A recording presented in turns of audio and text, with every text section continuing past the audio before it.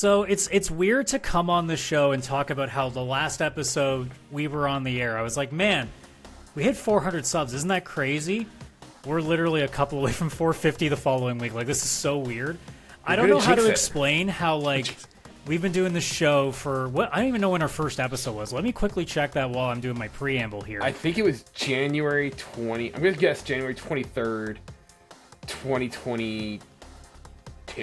Yeah, let me take a gander here, because, like, we've been doing this for a while. Like, obviously, when this just was, like, as a hobby gets, I mean, it still kind of is, let's be real. Still is as hobby as a hobby gets. It still is a hobby, yeah. But, like, the first episode was January 23rd of 2021, so it has been... I'm so close. It's been 5 years. This is the first time that we've had, like, any significant, like, period of growth that's, like, not just, here's a 1, and then a couple days later, here's 1. Like, in our last 28 days, because that's how YouTube does it in the Creator Studio, we were up 105, which is weird. Because how long did it take us to even get to 100, Kaylan? Like, forever? Well, we didn't have Chris doing the heavy lifting with that chiseled jaw of his. That is true. I'm like, hey, sub. That is very true. I mean, Adam, let's be real. We both looked at ourselves. You know what? This podcast needs some sex appeal, and then we brought in Chris. I was like, hey, guys. Sure, his opinions are mediocre and trash, but I you mean, know well, what? to be fair... We've got something to look at. If we're going to do a video podcast, we need one guy. Well, Except yeah, Hollow but then I Knight. also shaved my head, and it got a little bit better instead of seeing, like, the just absolute dumb patch of fur that was, like, barely clinging to my head at that point. Patch of fur. I like how me and you, I just realized, are like the polar opposites, both in terms of our opinions, but also, like, you're, like, bald, and I've got the biggest beard. Like, it's just the... Well, if you go from top down, it's just less and less hair. It's just... Because, right, I don't know, because it doesn't go this way, obviously, on the podcast, because I kind of have it split in a triangle format, but when we record in our studio, Kaylan's at the top, Chris is always in the middle, and I'm at the bottom. So it literally goes from most hair to least. Well, that's enough boasting and self-indulgence for a bit. Yeah, and it was just one of those things that, like, it's weird thinking about. Like, obviously, I was really proud of us saying we hit 400, and I'm like, oh my god, we're halfway to 5 after a week. Like, this is so strange. After, like, we would plan milestones out like 6 months in advance, because that's usually how long it would take to hit anything. So it's awesome to be at this point. I mean, if this is your first time coming onto the show and listening to a full episode, like, again, like, you guys are awesome. Like, it doesn't seem like much, but, like, hitting nearly 500 subs on YouTube is, like, crazy to us in retrospect. It makes us feel like, okay, so we aren't completely wasting our time. Yeah. We're like 95% wasting our time. The other 5% is like, you know what, this is kind of cool. Every once in a while, we come up with a gem. Yeah, every once in a while. This is not that episode. Just in advance, just so y'all know. Don't oversell this, Adam. we're not even 5 minutes into the episode. Don't get them to click off. I'm trying my best. I'm trying reverse logic, man. You know, I don't know how the algorithm works. I'm literally throwing darts. Okay. Yeah. But yeah, episode 230, and we're going to be talking about PlayStation because, well, we might as well just keep talking about another company that's doing something that's making people upset to one side of the debate and another side is indifferent or whatever else. So I guess we'll see where we all stand on that, because it sounds like they're going to go away from the PC market. So we're gonna shoot the shit about that and see where that goes and figure out which side of the fence Chris is not on, because he's always on the fence. No, I have opinions today. We shall see. I have opinions about this and Hollow Knight. That's fair. Put your comments in what side you think Chris is going to fall on before we get started. You know what, Chris, you need to take a break, though. We can't have you being, like, the bane of everyone's hatred for, like, too long. It's got to go back to me. Like, that's my role. So I don't want you taking my gimmick too long. That's true. I'll try. Wow. Try harder. Anyways, well, speaking of try harder, Chris, what have you been up to? Well, first of all, at time of recording, happy Mario Day. What a perfect day to talk about PlayStation than Mario Day. Well, Nintendo decided not to do anything that kind of pissed people off. So you know what? Good for that. That's true. They're like, here's a trailer for new Mario movie. Everybody likes this. And then they just kind of moved on with their day. Or just or isn't paying attention to this point, which is me. I'm super excited for the Mario movie. Oh, I'm so excited. So pumped. I actually watched the Nintendo Direct or whatever, because they just have the actors come out. Yeah. Yoshi is Donald Glover. Like, that's fantastic. Yeah. Like, I I hope mean, he if just you're throwing breaks that kind of into- money around, why not? I know. I just hope Yoshi breaks into like, this is America. And just he does full childish Gambino and just does it. Social commentary Yoshi. That's what people look to Yoshi for. Yeah, that's what they look to Yoshi for. Finger on the pulse on the social climate. Yeah, you'll never The play videos Yoshi's come out. story When did again. Yoshi go woke? And we'll be like, we didn't know what Yoshi really even stood for at any point. Like, Yoshi Mario's was never Pokemon, not like- or woke. Like, what did you mean? What do you mean he just went woke? I'm like, as opposed to what? What do you mean Yoshi's a neocon? But I mean, if what I've been anything, playing. Yoshi was part of the Green Party. So Oh, because he's green. That works. Yeah, so what have I been playing? I been playing a couple things, but I'm really only going to talk about one. I played through and beat the story of Mortal Kombat 11. I am Nice. behind on Mortal Kombat because they've got one that came out a couple years ago. Deep lore. You can't skip them. That's actually my conversation piece of today because the gameplay of these games doesn't change much. The graphics get that little bit nicer. Though I will say 11 was really weird performance-wise. All the other games were very, like, you'd go into the story mode, and it would be like 60 frames per second in the battles, and then it would transition into some cutscene, and it always stayed the same frame rate, even if, like, no matter what. Like, it was always just 60 across the board. This one, they must have pushed it a little too hard for the consoles or something, because all the cutscenes are in 30 FPS and the battles are in, like, the fights are in 60, which is fine. A lot of games have to do that. I think, like, Ghost of Yotei had that and stuff like that on PS4. Totally understandable. But the issue with this game is you transition between them like it's a fluid moment. It's just a fluid scene going from the fight into the cutscene and then back into the fight. There's no, like, fade to black and then the scene changes. And it is really jarring and it really hurts your eyes. And it is not like 30 to 60. It's like 30, 40, 40, 38, 50, 50, 48, 60. It's like it stutters like hell as it tries to adjust. I did not like that. But story-wise, I have to talk about this. I think that with Mortal Kombat, I've come to the realization, which I probably already knew, this is fully just riding on nostalgia and it has no other thing left. Besides, obviously, the fights being very solid, like for actual, like, esports and all that kind of stuff. Like, the actual fights is great, but I think whatever story they're trying to get going, the amount of times they have had to travel back in time or pull in all the characters you know and talk about the tournaments from the first two games instead of just having a game that's a new tournament is astounding. Because, like, 9, we have to go back. Raiden is going to, go through Mortal Kombat 1, 2, and I think 3 again. Okay, we'll do that. 10 happens, they try something new, but it's just like a war of Outworld versus Chaos Realm versus Earth Realm or whatever.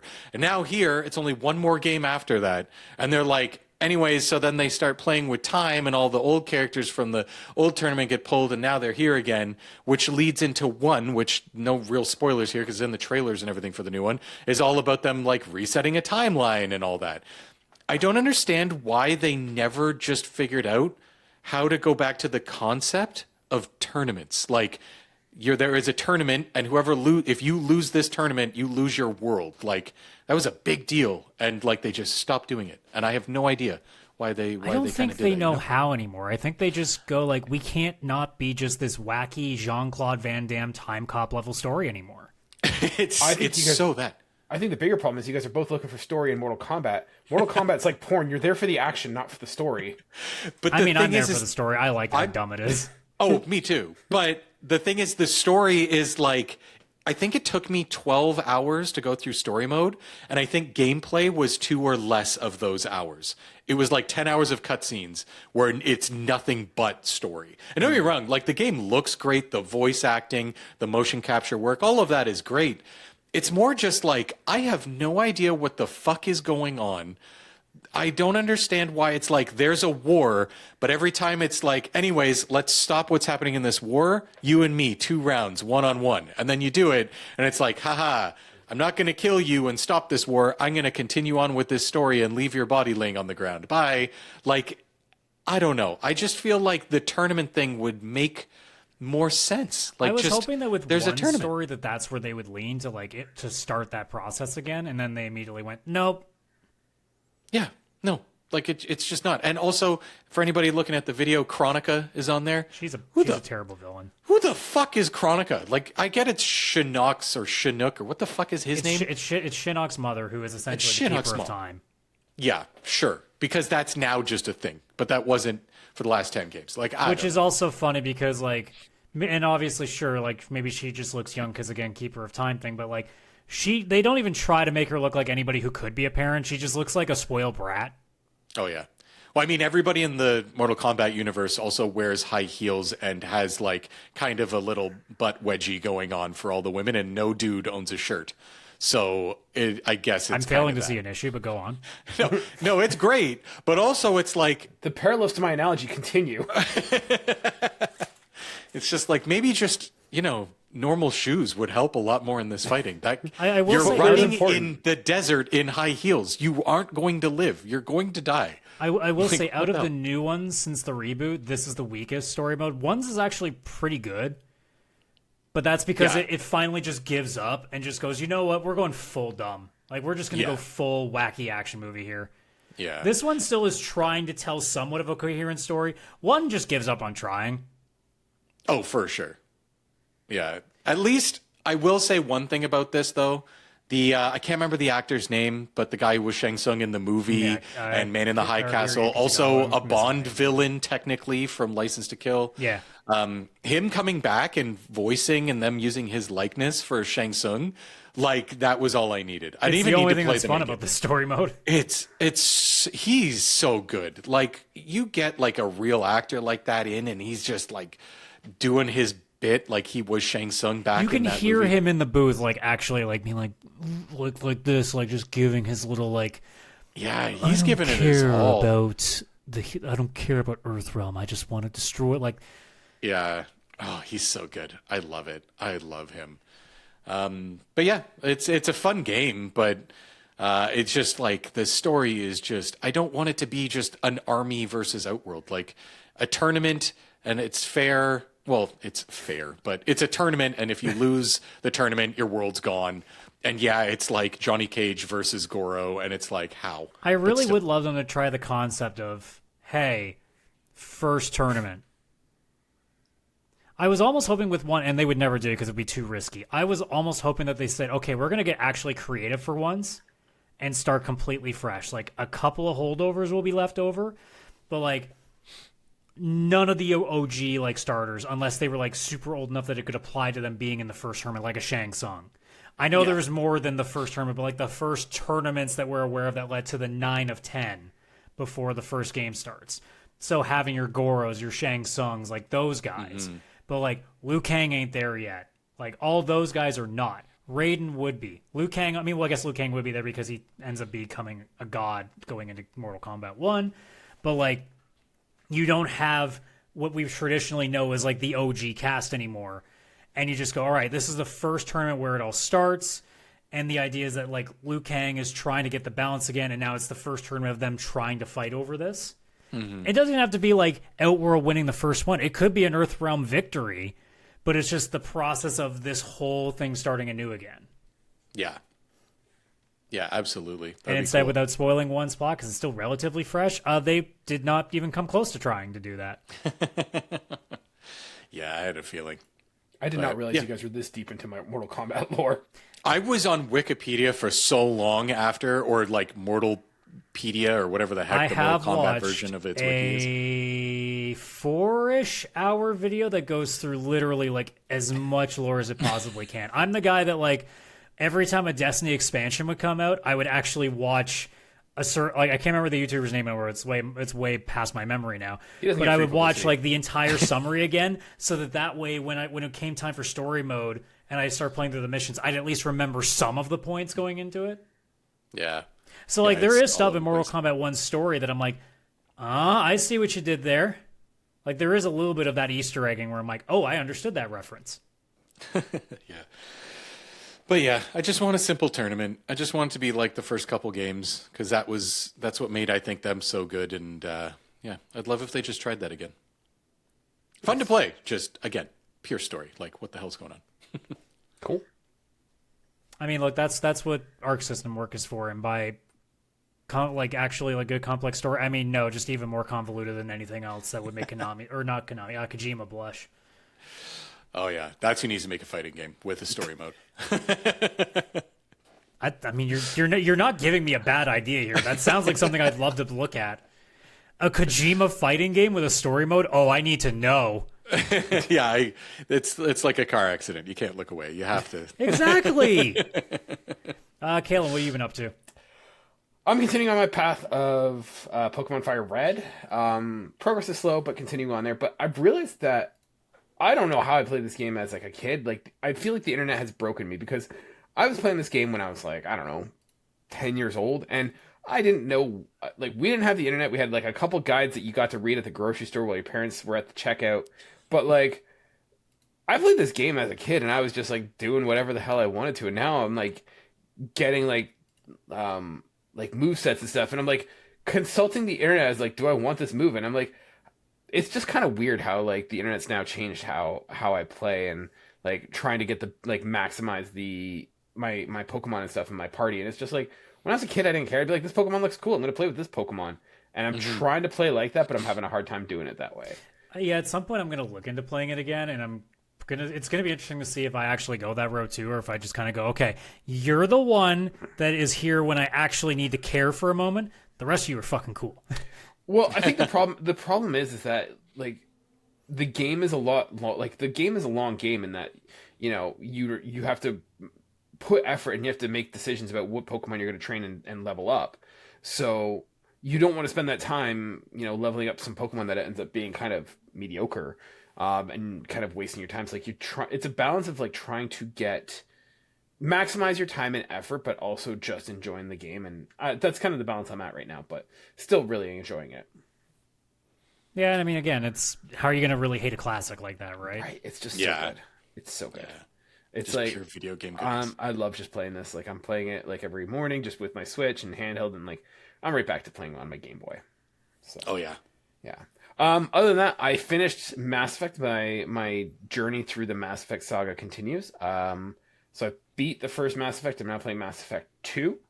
I'm gonna say Mass Effect 1 kind of sucks now. Like it's not bad. Like it's not like story wise, it's okay. It's fine, but like, if I didn't know that this was Mass Effect, this feels very much like a cheap kind of, you know, AA kind of game. Like the voice acting is not super great. Graphically, it doesn't hold up.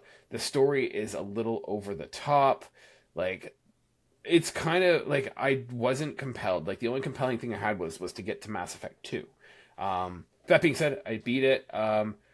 The game is also kind of glitchy in the Legacy edition. Yeah, the OG was pretty weird to begin with. So weird to begin with, but like it was really funny because there was a problem at the end. Like I had a bug or some sort of issue that, spoilers for Mass Effect, it's whatever your old game. Like I'm gonna spoil it. So you're doing that final boss against Sarah, and you get crushed by like the, you know, Reaper spaceship arm thing, right? And everyone's like, oh no, like Commander Shepard's dead. And then there's like, oh wait, what's this? And I guess you're supposed to see Shepard like kind of walk out of the rubble and have his like hero moment with like the sun shining down. My game glitched out. And so Shepard never showed up in these cutscenes. So everyone's like, what's that? Nothing. And they like go back to them, they like get all hopeful, and there's nothing. And then it like does this big pan shot of nothing. And it's like, all right, I feel like we kind of missed the moment here. There was some good fucking bugs back in the day, man. Yeah. So, I mean, yeah, it doesn't hold up well. Like I'm not saying Mass Effect as a whole, but the Mass Effect 1 game. Yeah, I mean, like I said this last time we were talking about it. Like at the time it came out, it was pretty crazy. 5 years later alone, that it was already enough to be like, actually. Yeah. And then it's now how many years old since? It really sticks out now. 7-ish? Yeah, something around that. So it's almost 20 years old. That being said, I'm playing Mass Effect 2, and that game just, like Assassin's Creed 2 level, it goes from being kind of here to just fucking slaps, shooting off to the moon. And I'm really enjoying it. So I've recruited Garrus. I've recruited Jack, and I've No. You recruited Archangel. Don't lie. It's Garrus. And more. So those are the 3 I've got so far. But I'm just like really liking it. I think the story's much more interesting. Oh, you went Morinth? Wait, like the scientist guy? Oh, Morden. Sorry, I thought I heard you say Morinth. No, I heard Mort. I said Mort. I thought that Morden. was his name. Morden, whatever. So I'm just like, I got those guys. I really like it. I think the Cerberus angle is kind of cool. I kind of glad that the council's gone because those people sucked. I just had a crazy thought. Cerberus is like fucking. It's Space Tesla. Yeah. Space Tesla. It pretty much It's is. just Elon Musk is just taking over. It's just we just have Elon money Musk. and ideas. So, I'm Played really by enjoying- Martin Sheen. Yeah. Which, by the way, So, so that might be one of my most favorite celebrity like voice acting performances. Like just like big name guys coming into something. Like Mark Hamill's the cheat code winner. That's Yeah. not fair. But Martin Sheen as the Elusive Man is one of those ones that I'm like, how did you A, get him, and B, how did he give enough of a shit to put that amount of work in? especially when you like the only like thing you have is Mass Effect 1. Yeah. Yeah.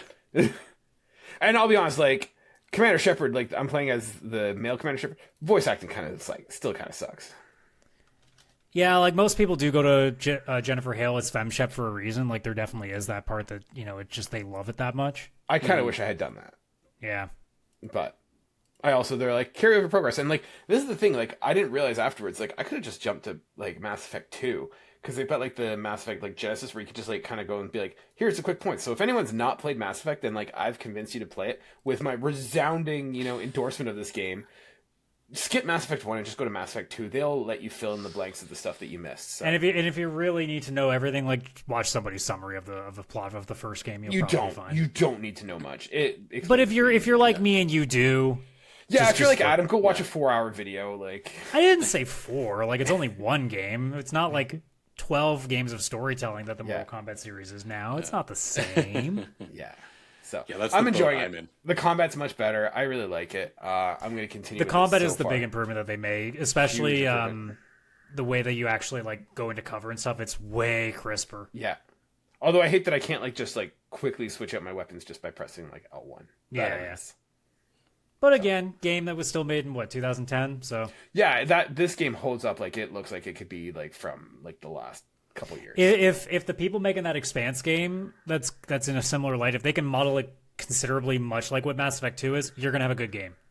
Yeah, this is the one thing I kind of wish playing Mass Effect. I wish there was more of it, and there might be. Like I'm still early in Mass Effect 2, but like I wish there was more space stuff, if you know what I mean. Like there's no zero gravity aspects. There's no like space combat. Like it just feels like you're on like you go to different planets, sure, but they all just kind of feel the same. Like there's no different. Like it'd be cool if there's like differences in gravity. Like oh, this one like you move faster, or like I don't know. I think they doesn't have that probably space feel. realized to narrow it down a little bit more and take like less weird stuff, so that way it was a much more concise, like very well structured package, and it shows because it's way more consistent now. Yeah. So I think in the end they made the right call. I think if they had gotten too far out in the weeds and done some stuff, it probably would have leaned more into Mass Effect 1 territory. Maybe, but I just want more space. Yeah. Well, I mean that's what the scanning system's for. Oh yeah, I don't think I've seen a nerdier thing in a video game than go probe planets for like elements. Well, as long as you probe Uranus, then you've done it right.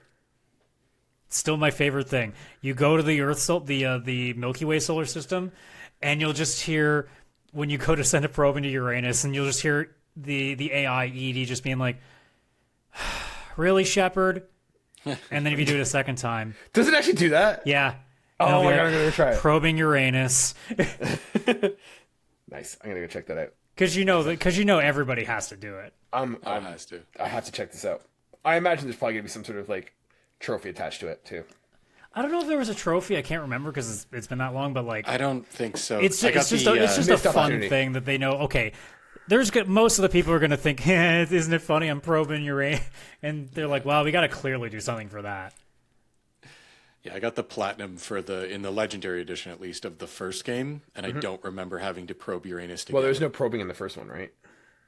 Oh, this is in the second one. Oh, okay. Yeah. The first one was the Mako, and it's like, no, I'm not doing that. No. I will admit with the first one, the music that plays when you're like in the galaxy and searching what planet you want to find that has minerals and land on it and drive around and stuff, that music in the background, I want that just like playing in my house. Oh yeah, two 24/7. soundtrack gets even better too. So Yeah. when you get to the end of the Kayla, have you actually finished the OG like second game, or is this like a No, I played it once, and I got half. Like I don't know if I got halfway. If through. you I do got make it early to on the in end, you'll know because like the final mission has like the best fucking music. It's so tense.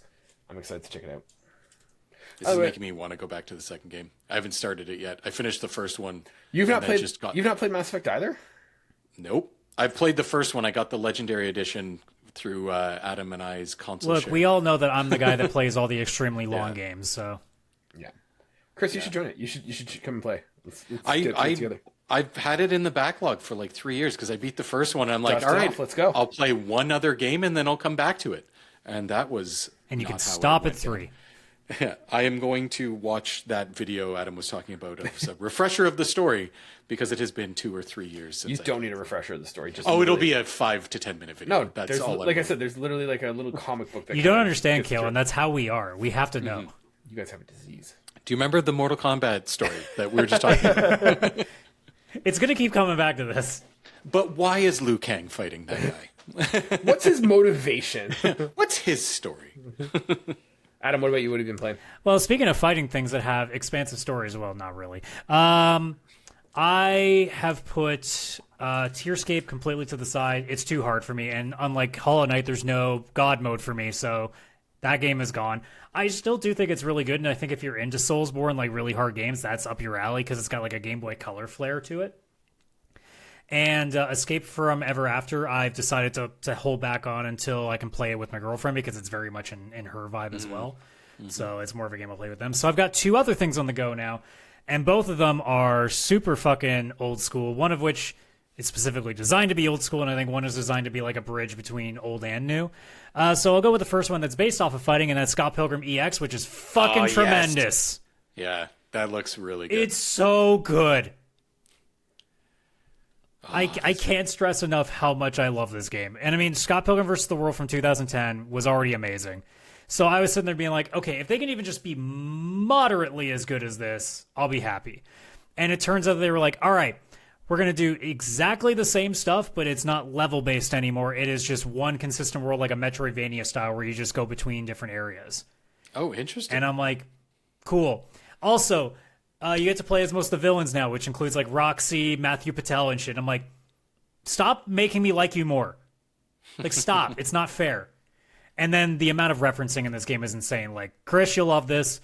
I mean, if you're watching on the screen right now, you just saw that the controller on the computer and the doors are kind of like NES Game Boy controllers. Oh, yeah. The boss that he just beat was Metal Sonic, and he was exactly like, or Metal Scott, and he was like Metal Sonic. He did the spin dash and everything.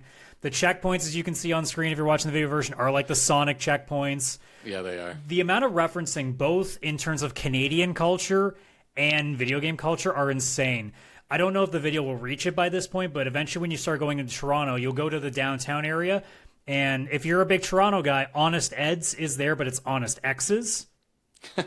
There is a Pizza. There is a Michael's, but it's called Keaton's, which I thought was really fucking clever. That is And it took me a second to figure that out. And like just the amount of referencing in general, like some of the characters will look like, I think there's a vegan character because the vegans are one of the cult or gangs in this game that you fight. I think one of them looks a lot like the Zombies Ate My Neighbor's kid, like the blonde with the 3D goggles. One of them kind of looks like Ash Ketchum. So like there's so many Easter eggs here and there with stuff that I'm just like, man, like they really understood the assignment. You're here because you either like Scott Pilgrim or you just like pop culture referencing. And here you go. Here's all of that. And if you're a Canadian, that's a bonus. Unless you're from like outside of Ontario, in which case you probably hate this game because you hate Toronto because reasons. So I love the Toronto tree with a face. yeah. Well, I mean, that's the thing. A lot of like Mario referencing too with the way the backgrounds look like. Just the amount of time that they spent with this to like really nail down like, hey, like, this is a good bridge between the comic books and, like, every reference that you ever gotten. Like, again, on screen right now, there's the angry sun. Yeah. It's like, it's all there, and the combat is just as crisp as the last one was, and there's even more moves now. There's also assists, so like you start with a good chunk of them. The one that I like to use the most is the Kat and Yagi twins, who actually just heal you. But there's like Lucas Lee's stunt team is one of them. Julie Powers is one of them. So like they have a bunch of stuff for you already, and there's more to unlock later. So they've done a great job of putting a game together, and I'm only like 3 hours into it, but like this is a game that if I had a full day in front of me, I probably would not be able to stop. And this is the kind of game that I'm also like cannot wait to start playing with friends, because this is the kind of game that I could go back to anytime, especially by just ratcheting up the difficulty if it gets too easy again. Because like I'm only playing on easy right now, and I imagine that if I really turn it up, it's going to be way more chaotic. So I'm really looking forward to going deeper into this, both in terms of playing solo as I am right now, and then obviously with friends once it gets a little bit cheaper for some of our group to get together and play it with. I need this. I'm just looking at the screen, and it's the beaches of Toronto, but the background is also Super Mario World, and it's like a mix of many things I love happening all at once. That's what I mean. Like if you're a nerd, and especially if you're Canadian, like that's a bonus to you. Like it's literally as much as visually, it's constantly. What's the word I'm looking for? Not stunning. It's like, well, not even distracting. Captivating. It just keeps hitting you with sensations. Like you just keep getting stuff thrown at you, and it's just stimulating. There we go. That's the word I was looking for. There's just so much stuff back and forth that gets to you. I mean, for God's sakes, there's green shells, and yes, they will bounce back. Like it's all there. So good. So yeah, I can't recommend this enough. And it's not like an overly expensive game. I think Canadian, it's less than $30. So nice. Yeah. So it's definitely worth your while. It's certain like, and if you're already someone that likes like the Turtles in Time, or not the Turtles in Time, the new Last Ninja Turtles, Shredder's Revenge game or stuff like this is a go-to for you. Even if you're not aware of the license, you don't really need to, because it's just more like dumb comic book shit. Like there's not really much of a story to say other than they kidnapped your friends, go get them. But there's a lot of referencing too, both for fans and in and out of the series, so there's a lot to go for. Yeah. The other thing I've been up to, and this kind of came out of left field for me, but I got a recommendation to take a look at a game called Demon Tides, which I can only describe as like if Wind Waker turned into a Mario Odyssey level platformer and then was made for people that are like 14. But it works because it's like punk rock Wind Waker meets Mario Odyssey. That has like a bit of an anime flair to it, but like it's really like visually it's fantastic. Like it has such a like I guess like anime pop punk sort of art style. The music is like jet set radio pop punk like EDM like on steroids like level stuff, so it's a vibe too. And then the only part that might throw some people of an older age off is the dialogue, because it is very clearly like 12 to 16 like social media like stuff, to the point that there's one character who is going out of his way to put every bit of streamer lingo that he can come up with and just spouts it out, to the point that even your main character, who is a demon queen on screen right now, just kind of goes, bro, you've really overdone your vocabulary on this, haven't you? But like the beginning of the game tells you the vibe right away, because it goes, hey, so here's the part on the map where this person we might want to see is, you know, you should probably go do that. And your character goes, yeah, you know what? I should probably do that. Or we could go adventuring everywhere else. And it's just kind of that wink of like, we know what you're going to do. And it has like, but the gameplay has a bit of like Wind Waker meets like Mario Odyssey meets a little bit of like Sonic. What's the new one? Why am I blanking? Sonic 06. No. Like the actual newest one. Why am I blanking on the title of it? Sonic Frontiers? Thank you. Yeah. I kept saying Odyssey. I'm like, no, dumbass. Like use your words. But yeah, it has like a lot of like, again, like that collectathon, like 3D platformer vibes to it. And it gives you a lot of different power-ups to work with too. Like there's a few different forms. Like there's the snake form that you see right now that's especially for traversing quickly. You have your normal human form, which gives you a lot of, you know, little fighting abilities and stuff. There is a bat ability that's more for like floating and getting you across like bigger gaps and stuff.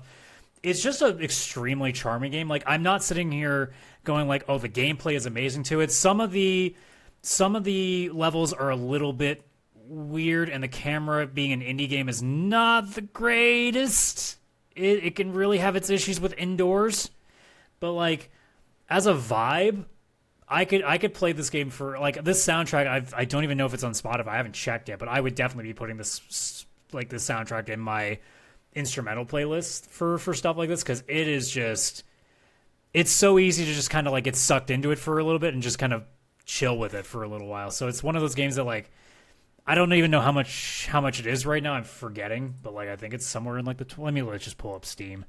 I'm not gonna think too hard about this before it drives me crazy. Let's see, Demon Tides on Steam. It is $25 US, so it's about $30 Canadian. So if for something that like in the summer sale, if it ever goes half off, I think it's a must buy if you're interested in platformers. To me, I think there's a really good vibe to this game, and I think as I get deeper into it, I'll start to really see where it is. But like I'm nearly done clearing what looks like a third of the map based on how they've triangled it out, and I don't feel like I'm like getting oversaturated yet. So I think it seems like they found a good balance of a map that's not too big. Also, I'm realizing that the gameplay footage stopped showing up. There we go. But yeah, I don't feel like I'm going to get overstimulated to the point that I'm going to just quickly go to the end. I think it's one of those ones that I'm actually okay with like fully completing the maps on this one, because it's not overstaying it. Nice. Yeah, this looks fun. And I love how fast you can traverse the water, unlike Wind Waker. Well, OG Wind Waker. Yeah, OG Wind Waker. They did at least improve it a little bit in the remaster. Thank God. That's one thing that I never understood. Who was testing Wind Waker and thought, I don't think there's a problem with how long it takes. It's like Suikoden 4 as well, Chris, if you remember. Did you play Suikoden 4? Yeah. Where it was also a similar case of like just getting anywhere by boat took forever. Why did they think that was a good idea? Yeah, I don't know. They wanted the immersion, the realism. But yeah, that's what I've been doing. I just love how your main character is just a shit disturber and she's like an upfront shit disturber. There are people who will just be like, can you not break this shit? Like, you've already done this. Like, can you not like go to like these other places and do that? And she goes, you just gave me ideas now.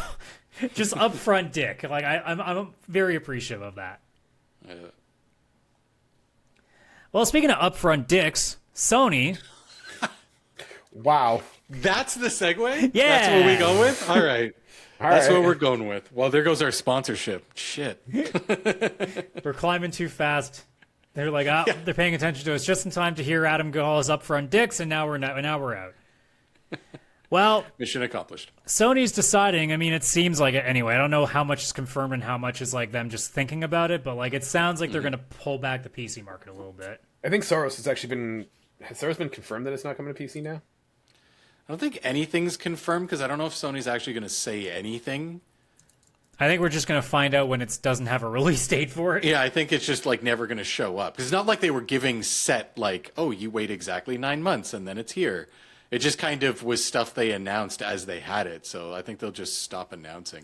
I mean, I think at this point it pretty much guarantees that like games like Intergalactic and Wolverine, they're probably not coming to PC now. Yeah, and Ghost of Yotei, like some recent ones.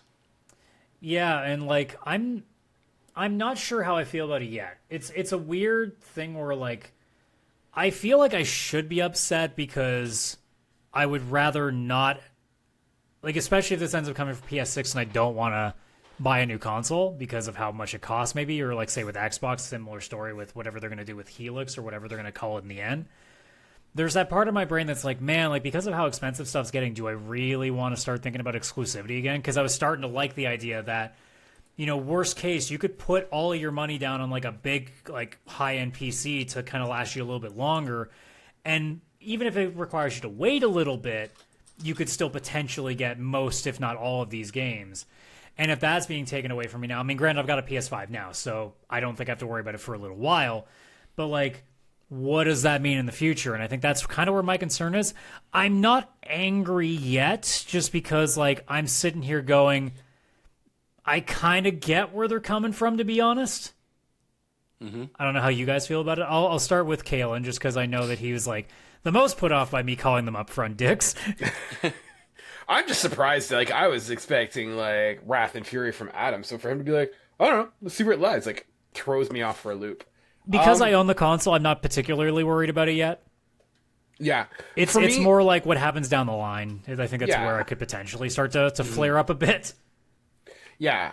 For me, like I don't want to say I like this decision, but I think this is the right decision for Sony.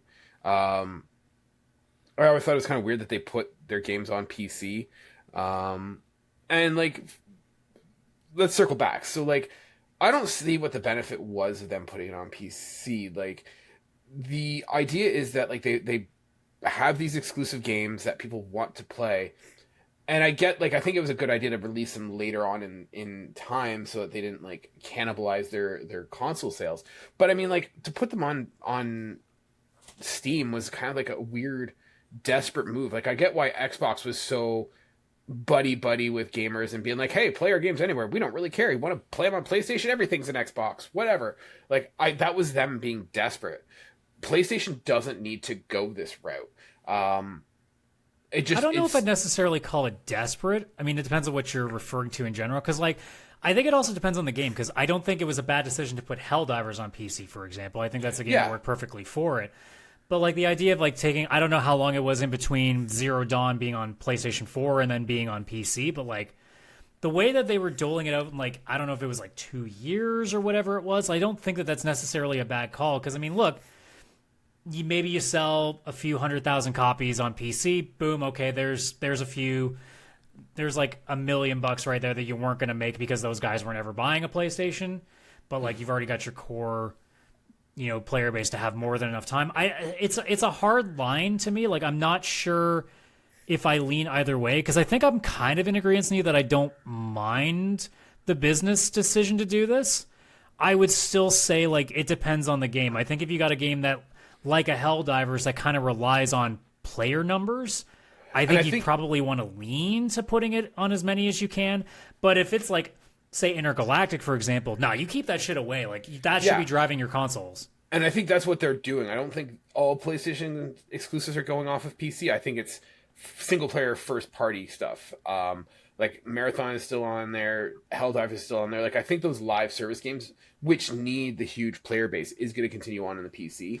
I think you could still make a case for shelling them out like way later. I think you could also gauge on like which games would go to that point. Like maybe in Intergalactic you wait like 4, like you go real deep because like it goes to like the point where like you've done any DLC or expansions or anything else to it and it's like done. Or like maybe they just wait until straight up they've decided, you know what, we're done doing any updates for this game. Maybe now it's the time. Like I don't know what you look at it for. But why? Like here, like the thing is that for every game that like PC players don't get access to, eventually the catalog is going to be so big that they'll be like, you know what, I'm now going to jump into PlayStation, or they're not, right? But I think that's the argument is like, how much do you covet that extra quote unquote millions of dollars that you might be leaving on the table? I think from the business perspective, it's a bit of both.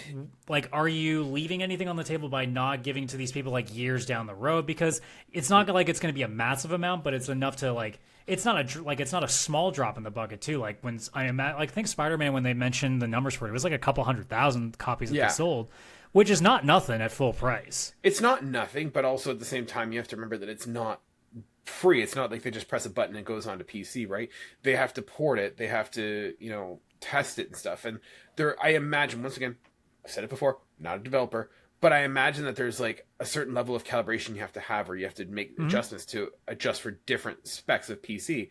The other thing too is that Steam also gets that cut, so it's not that they're making 100% profit on those sales. So if they're, let's say, selling Spider-Man, let's say they sell, for simple math, $100,000 worth of copies, like they're going to lose 30,000 just by Steam. So like it costs them money to make it. It costs them, they lose money with each sale that happens on Steam, in that, like, relative to what if they were buying it purely off of PlayStation. And then third, like they have to pay like the team to build and develop it, right? Like they acquired that one studio to do PC ports. They have to manage that team. Like they have to pay for it. They have, like, there's a cost just to operate that team. So like how much profit are they making in this? The other thing is it's not generating any buzz, right? Like you don't hear people talk about PC releases of PlayStation games. And then on top of that, the games that are getting released aren't getting released in a great state that they put the best foot forward of Sony.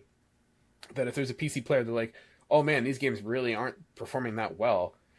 that doesn't reflect well on the PlayStation console and brand if that's their only experience into it. Yeah. I think in the beginning when they first did this, I think that it was a little bit different than they're doing it now. Because like I didn't have a PS4, I wasn't a PlayStation guy, but I wasn't an Xbox guy or anything. I was like a PC only pretty much. And the thing is, I think like that was a lot of PC people, especially back then, because PCs were actually a lot more affordable. And it was like, sure, it'd be double the cost of a console, but you could get like double the, performance because PS4 and stuff to PC was a much wider, bigger gap, right? And they put Horizon Zero Dawn on in 2020, and I remember it was August because I grabbed it like the day it came out because I was like, a PlayStation game coming to PC, I need to support this so that I have a chance to play some. And by that point, I think Horizon was like 3 years old or something. Like it wasn't like, oh, it's a year old now and we'll put Zero Dawn on there. I think it was 2 or 3 years old at that point. And I think it sold like gangbusters. I think it actually sold really, really well. And then they put out the first God of War and the first Spider-Man eventually too. And they actually released one in a really good state. But two, they sold crazy amounts of copies because you did have the PC players that refused to go to console because they're, tight asses basically, as some of us were. That's what we were. But also you had a lot of people double dipping, which is actually what I do now on PC with PlayStation games. The issue is that it was like a big hype because it was a new thing. Like, oh my God, I can get Uncharted, God of War, Spider-Man, and Horizon on PC, and those ones sold like crazy. And then the sequels started coming out, and no one really cared anymore. One, they released the games at like back to full price. So while they're like 2 years old and $20 or something like that on the PS5, you still had to pay the $79.99 or whatever it was for a lot of these PC ports. And it kind of just reset it. It was kind of like, oh, this will get a new audience. We'll be at full price. People on PS5, they can already get it on sale. If people really want to buy PS5 and get it cheaper, they could. But I also think that another reason they tried it on PC is they were hoping that people would get a taste, kind of like it through, free sample from a drug dealer. What their goal was. And then it's like, well, now I need a PlayStation because I want to play faster. Spider-Man 2 and I don't want to wait 2 years. Yeah. Now, that wasn't here's happening. the hiccup with that. They stopped making good games. They did slow down the games and the PC ports weren't as good. And just the hype in general on PC for games, it's so much quicker that people like forget and move on PC because there's like 10,000 games a year releasing on Steam. It's higher than Xbox and PlayStation and everything. Like the amount of PC only indie games and stuff you see on the daily, it's like TikTok on there. It's just like, what's next? What's next? What's next? You don't really are sitting there just waiting for that big AAA title because you're just covered in games all the time. So I don't think PC gamers are like also really waiting and like really going to jump on it day one. They're fine waiting until a game is on sale for $20 or $30. And Sony's games to this point, because I follow a bunch of them, have not reached that price. Yeah.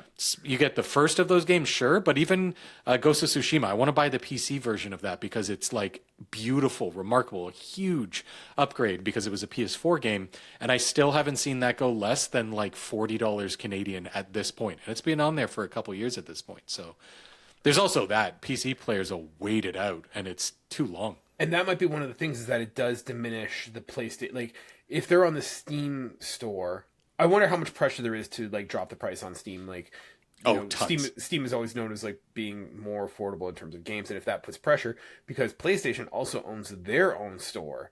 And so it's hard for them to be like, hey, we're going to charge you. And like, let's be real. The PlayStation store doesn't really have amazing discounts.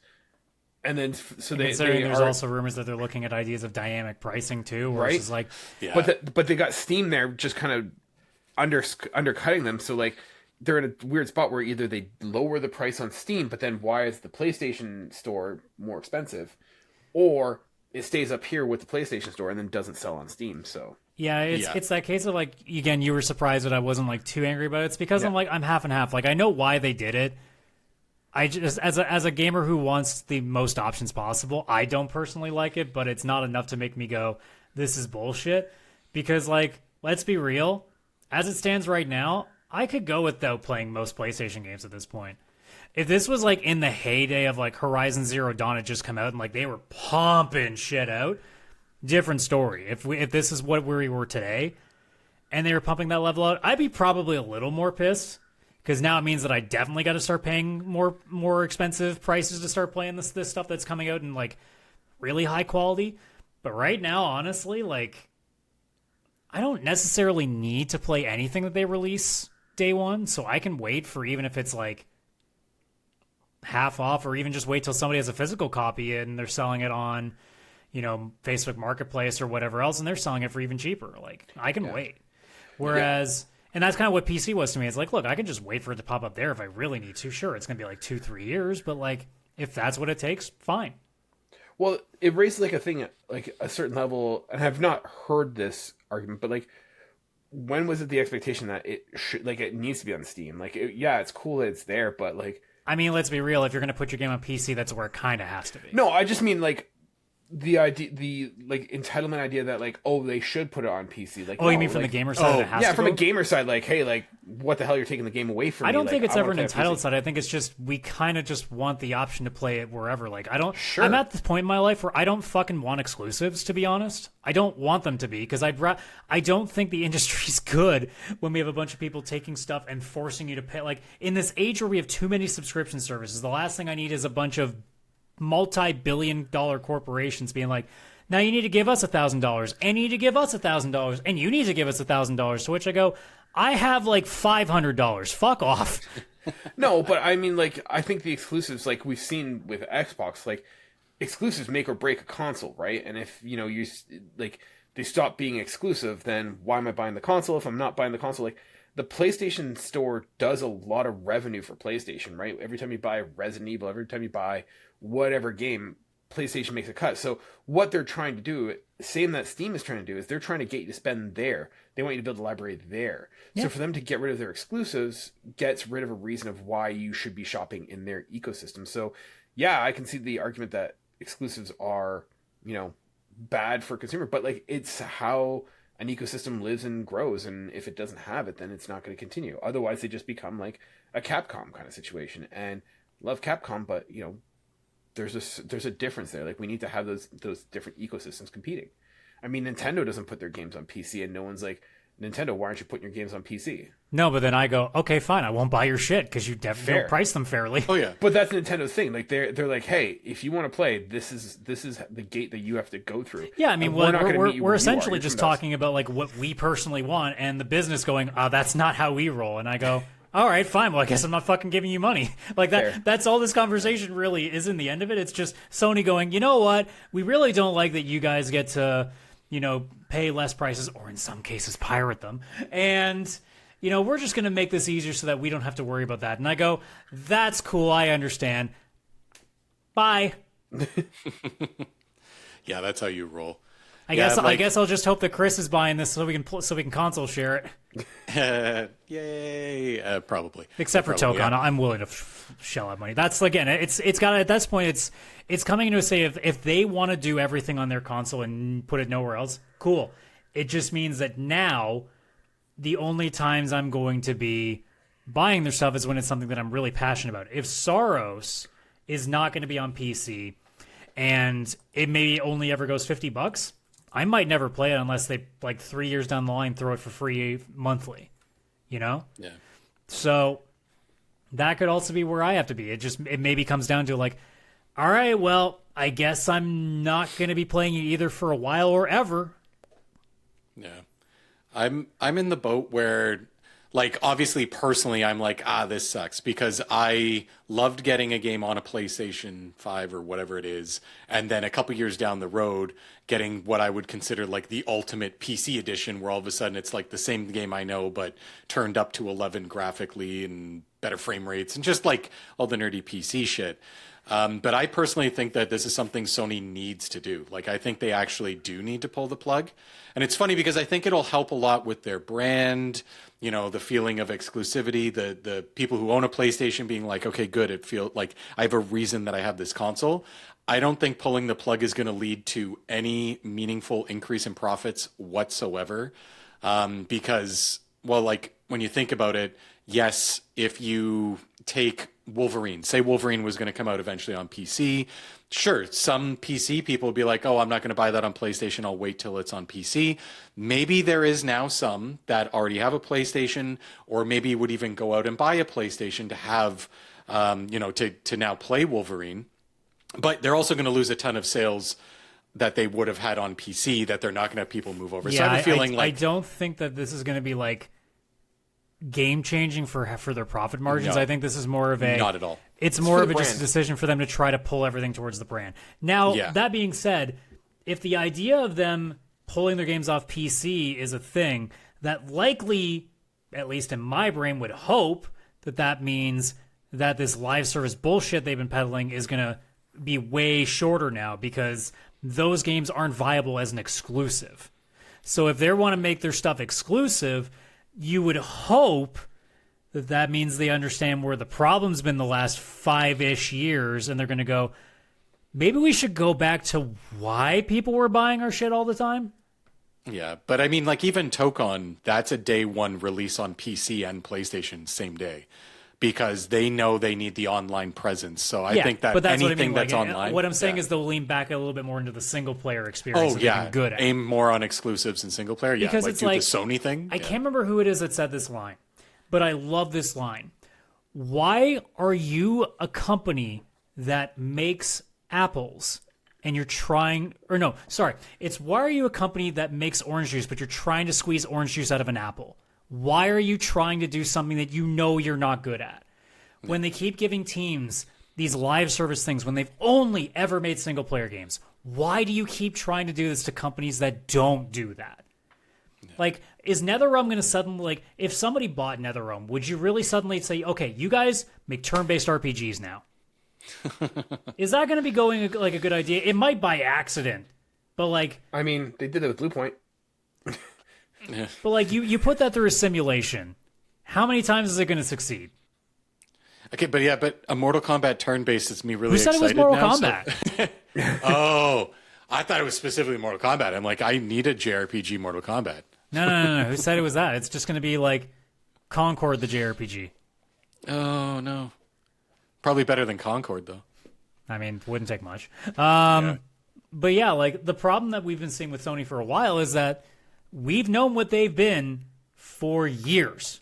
They've been the best single-player experiences on the market, period. Always. And then they said, well, what if we did not that? Yeah. And then cancellation, Concord, cancellation. Like, what has come out of the last, I guess, this decade so far? But I mean, let's pull it back to, like, say, like 2018. What's the big stuff that's come out? We've had this conversation before. I think the closest thing we came up with that isn't Helldivers, because it's, again, kind of the live service thing, was Spider-Man. And I think all of us collectively went, like, it was good. I wouldn't go home talking about, like, the best thing.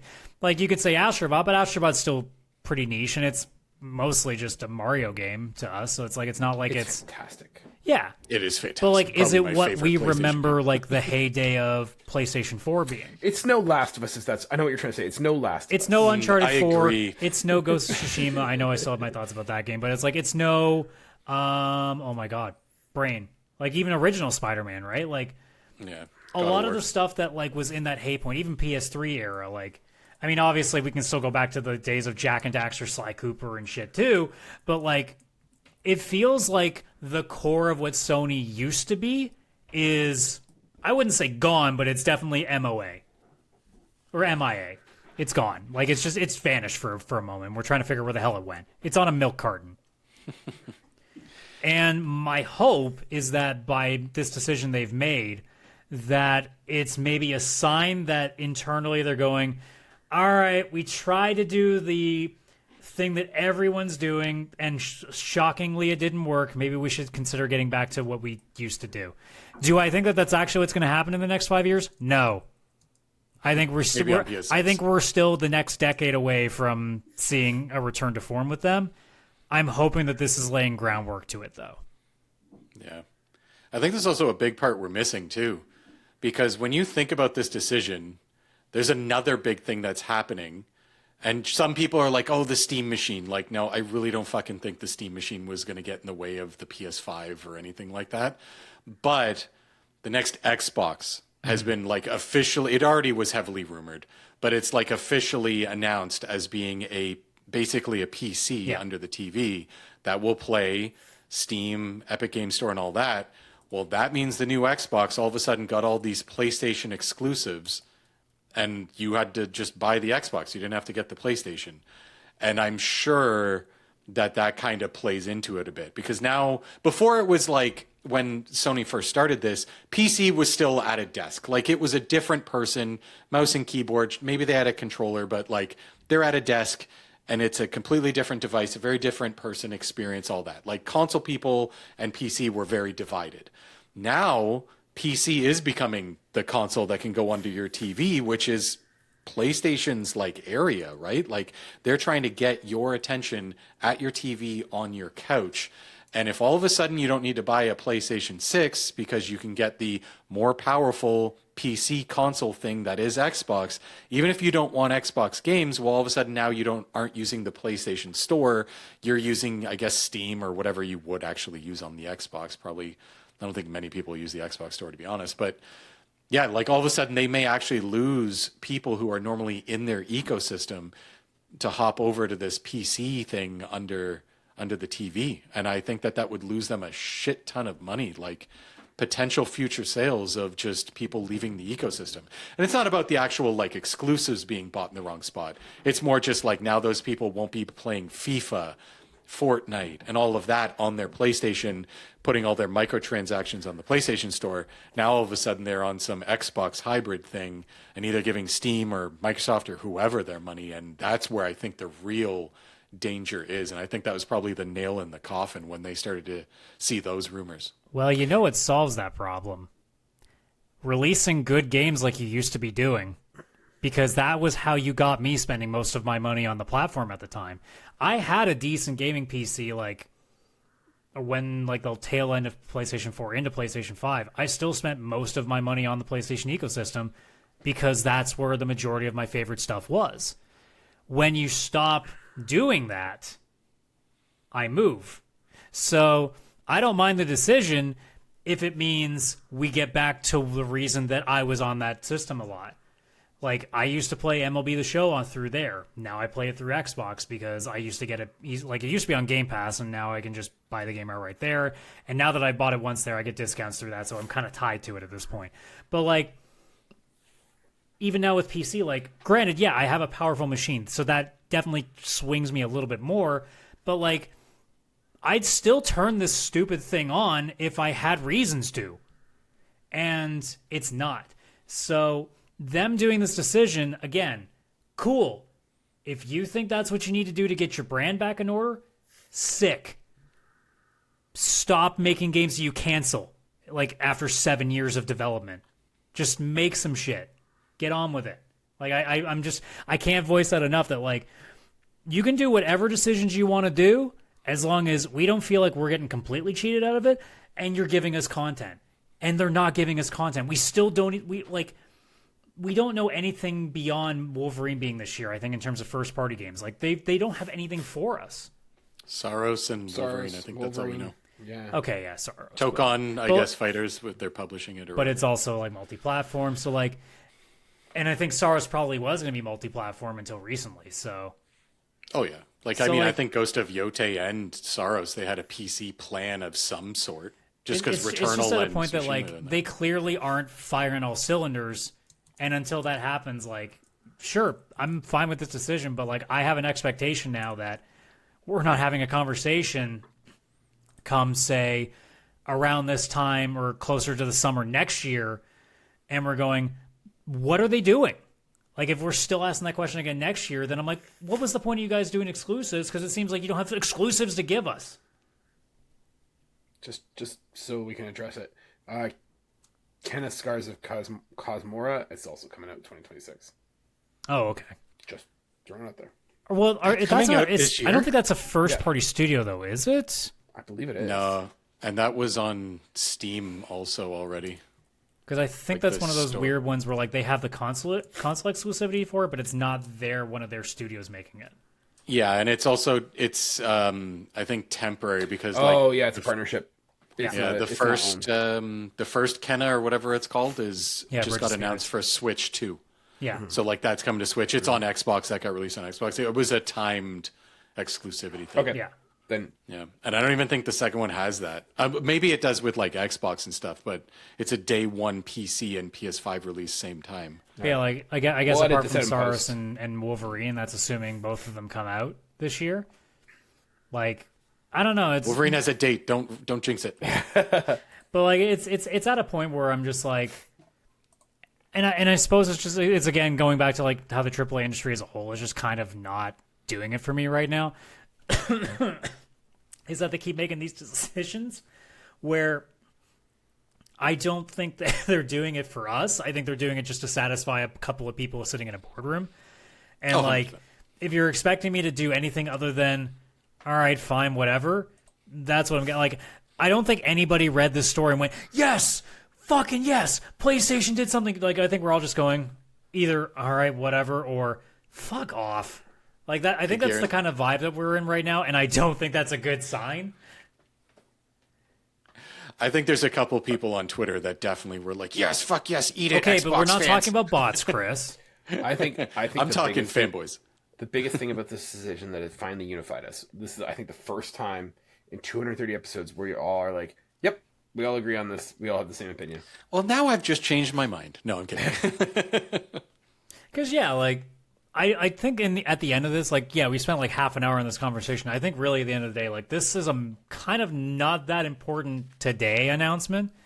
This is more of a all right, let's see where this goes in a little while kind of announcement where it's like, all right, hope you guys got your shit together now kind of announcement.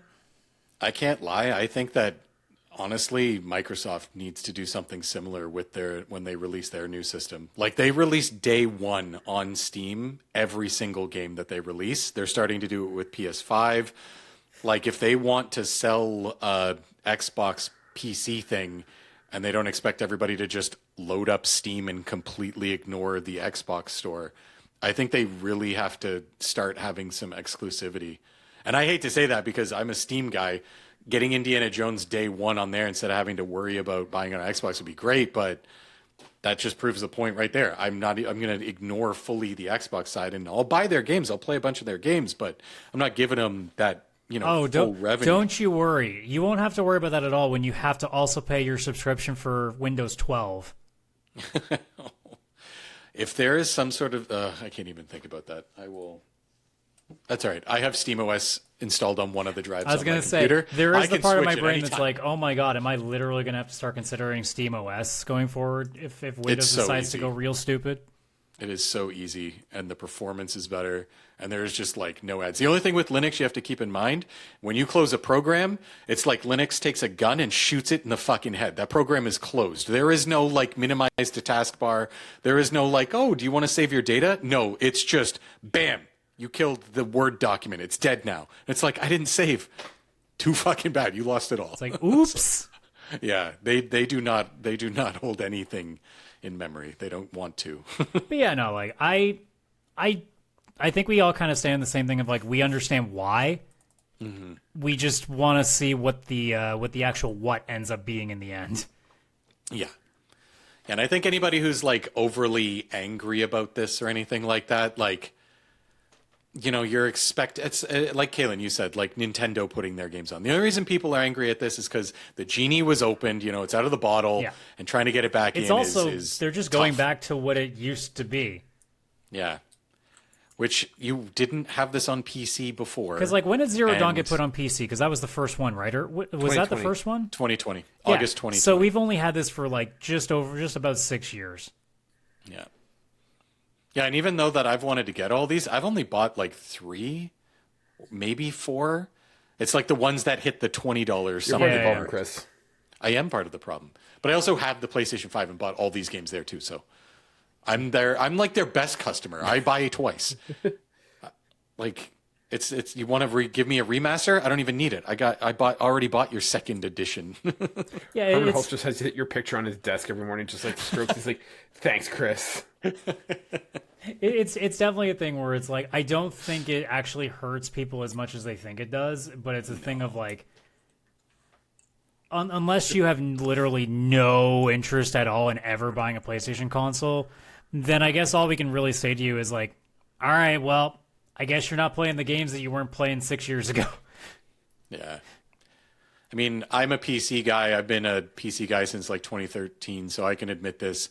The people who are like pure PC are kind of pain in the ass. Like we are like that sometimes. I used to be like that. I remember my friend telling me I needed to get a Switch because Octopath Traveler was on it, and it's like an incredible like homage to JRPGs of the back in the day. And I said to him like, why would I get a Switch? I have a PC. The game wasn't even on PC. I just refused to even consider buying a Nintendo Switch because, like, why would I need a second device? I have the perfect one. Even though it cannot play the game you're mentioning, it is not portable, and I can't do anything that you would do with this thing. That's okay. Yeah, it's still working with me to not play that fucking anime game that's on Switch 2 only. I'm going to buy it and I'm going to play it in front of you. But yeah, PC people are annoying and they're going to bitch about this. And it's just because, but they're going to, I don't know. It's like you're a kid with your toy taken away. You know, you're not guaranteed to have certain games on Steam or whatever. It was nice to have, and now we're not going to have it. And we just got to live with it and go play the other 78,000 games on Steam, of which half of them are probably in my backlog. If there was ever a story where if you have if you're either like a super happy or super angry person, if there was ever a story where neither of those sides makes any sense, this is the story. Yeah. Like, this is the story where it's like, you should basically just be completely indifferent to this at this point. Like, you should be Chris. Yeah, be me. Be on the fence, even though I wasn't on the fence this episode. But be me normally. Well, we're not even on a fence. There's no fence. There shouldn't be a fence. Yeah, true. It's true. There shouldn't even be a fence. Like, Chris traded his fence for a excavator to take down the fence. This analogy. There's no neighbors here. We all live on the same property. No, we don't. Console wars are still alive. Everybody lives at their own. Well, I mean, if we want to have that conversation, whether it's today or another day, there is no console war anymore based on how each of these consoles have their own clientele now, it seems. Yeah. Oh, yeah. I think that, yeah, it's tough because I want all these things and then I don't need them all. But yeah, like, we now crazy. literally have 4 separate ecosystems. You have Nintendo, which is mostly there for like the family and handheld market. Right. Xbox apparently wants to be PC light. PC is just, here's where you really spend your money. And then PlayStation's kind of here being like, I guess we're the cheap console now. I don't know. I don't even know what PlayStation is right now that Xbox is leading into the PC space. I don't even know what to call them. They're going to be called unhinged, and they better make the smart decisions because, as we know, as Kaylan points out, when you have Sony without a direct competitor, they do some dumb shit. So hopefully to which they don't. we would say at this point, as opposed to what recently? That is true. Yeah. Dang it. So the only logic is that it's about to get even worse, which is not like how. So we're not getting any games ever now because they're just all going to get canceled after 6 years. Sony's going to fold in about 10 years. PlayStation's going to be non-existent because they didn't release a game since 2024. Yeah, they cancel games that have been released. Like, that's how bad it got. Yeah. Well, I think we're going back to Sony in like 2011, where they mostly just copied like Nintendo gimmicks because the PS6 is rumored to be like a dockable, a portable device or whatever. So maybe they'll just make a Switch, the PlayStation 6 Switch. I don't know. Kaylan, what do you think? Like, what does this kind of mean for PlayStation going forward now? Like, in terms of their console, like what it's designed to be for? I think they go back to, like, I'm hoping what it is they go back to basics of just like, hey, make a console that is a combination of affordable and powerful, and just make it a game powerhouse. That's what it needs to be. Yeah, game after game after game. Yeah, like, make people have FOMO. It doesn't need to be portable. It doesn't need to have gimmicks. It just that's the balance. You have to find something that's powerful enough to be impressive, but also be affordable, right? Yeah, like be what the Everything else- PlayStation 4 was. Yeah. It's the best console with the best prices with the best games. Yeah. Just be that. Yeah. Yeah. You're Now, doing one Sony, thing. I know that's a complicated concept to you because that means you actually have to release games. But Yeah. It's the only reason Nintendo's still thriving as much as it is. They had like 80-something first-party games on the Switch. That's an insane number of first-party games. When Yeah, you then they're also take consistent. that, like, that's where people went for is indie it games. like a and stuff. lot every year? No, but it's consistently It's there consistent. every year. Yeah, you get like 3 to 4 or 5, or I don't even know. Yeah, so But yeah. hopefully, I hope they go back. I hope this is like a return to form for Sony. I'm honestly hoping it's the same for Xbox, even with their new thing. Like, I hope Yeah, that like if whatever everything they're doing just ends starts up working for them, cool. Like I want them to be successful because it means that we get more good stuff. Like that's all I want. Yeah. Yeah. Make everybody have FOMO for missing out on not having your product. That's what you do. Because there's Nintendo's so doing many that real good well games. with me. Not with you. Aww. All right. Well, any last thoughts here, or do we think we covered all our bases now? I think we nailed it out of the park. Sick. All right. Well, that's gonna do it. So, Friday's side quest, Chris and I, we finished our last of the box art quizzes. So we did the PS1 ones because apparently I missed that one existed. So we went back in time to finish it off. I'm sad that they're probably. Chris, if there was a PS4 one, do you think that would be the one we could ace? No, I didn't even have a PS4. I don't know box. Well, no, I guess I would have known the Steam thumbnail. Do they have a Steam thumbnail? Can you imagine like that they just picked 30 RPGs from Steam and we're like, oh god, if we get like 5, I think we win. Yeah, it was really rough on Steam for a while, so I don't even know what would be there. But yeah, we finished that series of quizzes, so look forward to that on Friday. Obviously, Saturday morning, I will be continuing my run of Mystical Ninja starring Gomon. I think we're probably 2 streams to go. That depends. I think that's the vibe of where I'm at, because I've only got a couple castles left, and I think I'm doing like 1 castle per stream, so I think logically that should mean I'm done in 2 more. I still haven't thought about what the next one will be yet. Maybe I will just do Hook, because I've been talking about it recently, just watch myself get my ass kicked by a really, really hard Super Nintendo game. But that's a several weeks from now Adam problem, so we'll worry about that then. But yeah, I've been really enjoying doing the Saturday morning streams, so if you want to check something out and just shoot the shit and have some fun on a Saturday morning, do it. 9:30 a.m. Eastern every Saturday we're doing those. But other than that, y'all know the drill. So if you're watching on YouTube, like the video, subscribe to the channel. Listening on any audio platforms, you can give us a rating. Please do so there. Otherwise, share with all of your friends. And don't forget the link tree, linktr.ee/pixelplay podcast, where the link to our Discord and our socials are. Come hang with us in the Discord. We love shooting the shit with you guys. We're starting to have like a lot more like long conversations lately. I've been coming back into the chats recently. I'm like, oh god, I missed 30 messages. What happened? Yeah, that's partially me. I don't know what So I'm you're just the in there so problem. much. Me and fans of the show. No. The fans aren't the problem. It has to be one of the 3 of us. We can't no, call it's our me. fans the problem. Yeah, I'm the fan. No, I'm the problem. We have all these new fans, Chris. We can't be trying to alienate them now, even though I kind of did that in the first 3 minutes of the show by telling them to shut it off. So, hey, if you made it this far, thanks a lot. We'll join you on the next one. So take care, and bye-bye for now.